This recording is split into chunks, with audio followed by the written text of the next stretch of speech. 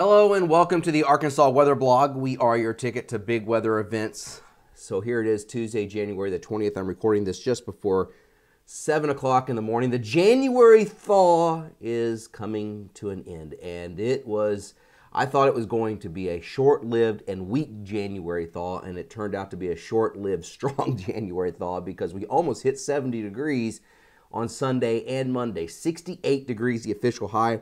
And this posted to my Facebook page from Lauren. I'll just read you part of it. I cannot even put into words how much I am despising this. I hate this winter with a passion.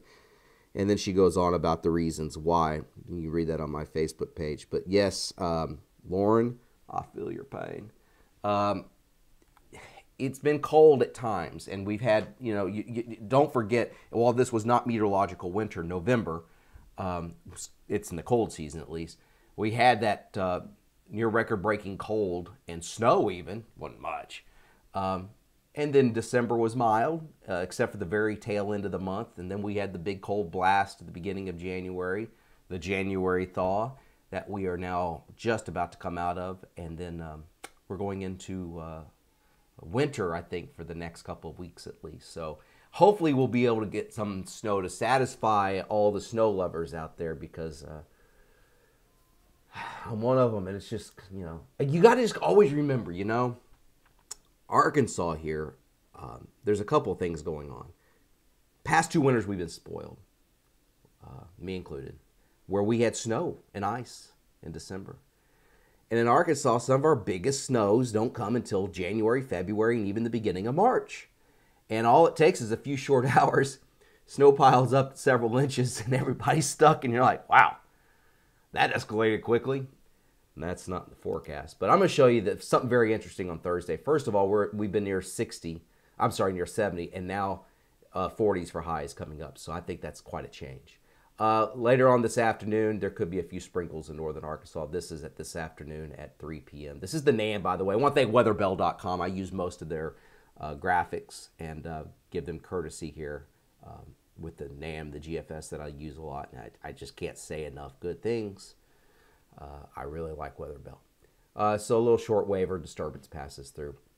Now, here's the interesting thing. Here's Wednesday. Look at what's gathering over Texas. Let's just go into Thursday morning. Here's the 32-degree line, and then it bends down here towards the Texas Panhandle. Last week, the models took this over Arkansas, and it looked like a wintry mix. Then it took it towards the south and kept us dry. Now, I think almost every single piece of data that I see is now bringing it back towards the north. Yay, you say? Wintry weather? Well, I'm not going to rule a little bit out, maybe some sleet, but here's the problem. The temperatures at the surface are going to be above freezing. Just off the surface, and I'm going to show you this in just a second, just above ground layer, the conditions are pretty good for some wintry weather across the state, but it's just one of those situations where you're just, banging your head up against the wall. This could turn out, there's a better 50-50 chance that this is going to turn out to be just another one of those quote-unquote wastes of moisture. But the rain is coming in. What the rain is going to do is going to bring temperatures down significantly. So with the colder air coming in, the clouds and the rain, I think we're gonna bring precip chances up further north based on the latest data. And it's going to be a cold rain. I hope this changes. 32-degree line towards the north. This is Thursday morning. Look at this this is by noon. Snowing in Texas. There could be some ice out here too. Rain, Thursday night. 32-degree line still north. Now here's the interesting thing that I want to show you that on Friday. This right here, you see this rain coming up and it's showing some blue. That would be snow mixed in. This is the upper level storm system. This could provide dynamic cooling with just enough cold air at the surface that snowflakes could reach the ground. There's a small chance of that happening. It's something to watch on Friday, according to the NAM, and I'm just now noticing this, and this would make sense. I think the Euro takes us a little bit further towards the south, and you're going to see that in just a little bit. So, and this is just, again, from weatherbell.com, and I want to show you the surface temperatures. Let's go into Thursday morning. This is what I'm talking about, 40. 40s. Cold rain. What a waste of moisture. And this is Thursday afternoon. Now let's go into Friday morning. Yeah, here's Friday morning, mid-30s. So if that upper level low does come further towards the north, then I could see that maybe a couple snowflakes could reach the ground. Now let's go. Let me bring this down a little bit. And you know what? Okay, I'm gonna pull up a graphic here in just a second and show you something. Hopefully it'll come up quickly for me. But anyway,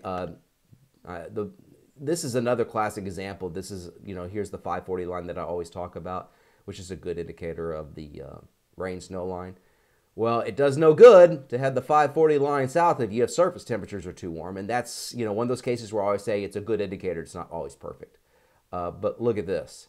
This is at noon on Thursday, and this is the European, and it's showing all the precip coming over us. There's the 540 line. So you think, okay, so this would be snow. Well, there could be something, mixed in, but it's just the surface temperatures are a problem. Back here, this is the moisture from the upper level low. Here's the surface low tucked in right over here. Strong. I mean, this is almost a classic setup for wintry weather. It's classic. But the thing is, I'll say it once, I'll say it twice, I'll say it 3 times. It's the surface temperatures. So it takes the precip out of here Thursday night. And then here's the upper level low according to the Euro. And when, I showed you the NAM bringing the upper level low further towards the north, I would tend to lean more towards the Euro just because when you get in the NAM past 48, past 60 hours where that time frame is, it's not all that reliable, where I think the GFS is more reliable. I'm sorry, the European is more reliable. So this is implying rain and maybe even snowflakes mixed in further south. But there's just not a lot of cold surface air to work with. So that moves out, goes up the East Coast according to the Euro. And then we begin this, we moderate a little bit. Let's see, this is Saturday and then the Sunday. Temperatures are going to go up a little bit. So I think we'll have highs in the 40s maybe on Thursday and then maybe on Friday. And then the temperature should moderate, not to 70 degrees, but we'll have a couple of days, or at least one day, I think, of warmer temperatures, a little bit above average. And then the Euro is showing, here's a surface low and here's a cold front coming through. And these are strong northerly winds. You see these faint gray arrows, strong north to northwesterly winds coming in. So on Sunday, it looks like by the afternoon, Sunday may turn out to be a little mild, but by Sunday afternoon, temperatures should begin to fall. And we've got another surge of cold air coming in. Another one, and that lasts through Monday. There's the surface low. The cold air goes around, so it looks like a little temperature roller coaster trying to develop here. And then looking off here towards the north, there I go again, moving these maps. So there goes, Todd, come on. So there goes that area of cold air, and now you look for another system to dig down towards the south, and watch this. So here it comes. This is Wednesday. Surface lows there near Chicago. And then you got the next batch of cold air, so maybe some warming ahead of it, and then more cold air. The focus of the cold air is going to be from the plains and especially eastward. Now, gosh, I've gone 8 minutes. Let me show you the sounding here. Let me bring this up. This is for Thursday morning, and this is what I'm talking about with this next batch of rain coming in. Here's the temperature line. That's the dew point. This is the 0 degree line. Celsius or freezing line. This is from the surface, and then we're going all the way up into the atmosphere. Here's the surface wind, so we have a layer of modified Arctic air coming in at the surface, northeasterly winds. Temperatures above freezing. This is this is at midnight, by the way, on Thursday. So then you get up to near 5,000 feet below freezing. So it's going to be in this lowest level, and this does cool even further by Thursday morning, but it's going to be in this lowest level of the atmosphere where temperatures are going to be just above freezing. Can that change? The trend has been colder.